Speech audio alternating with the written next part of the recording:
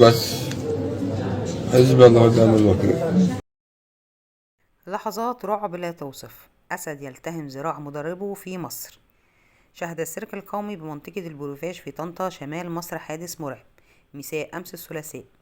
تعرض مدرب لهجوم مفاجئ من أحد الأسود أثناء العرض، ما أسفر من إصابته بجروح بالغة بعد أن التهم الحيوان المفترس ذراعه. وأكد شهود عيان في أن الحادث وقع عندما انزلقت قدم المدرب وسقط على أرض السيرك أثناء قيامه بعرضه المعتاد، إلى أن أسد باغته بهجوم مفاجئ والتهم أجزاء من ذراعه. وسادت حالة من الرعب والفزع بين الحاضرين، وتدافع البعض لمحاولة إنقاذ المدرب ونجحوا بالفعل في انتزاعه، لتنتقل سيارات الإسعاف المدرب من المصاب إلى مستشفى جامعة طنطا لتلقي العلاج اللازم. وأعلنت إدارة السيرك وقف العرض وبدأ التحقيق في الحادث. وكانت مصر قد شهدت حادثا مماثلا لكن في حديقة حيوان الفيوم غرب البلاد في فبراير الماضي، وتعرض أحد الحراس لهجوم مباعث من أسد مفترس داخل قفصه، مما أدى إلى وفاته على الفور.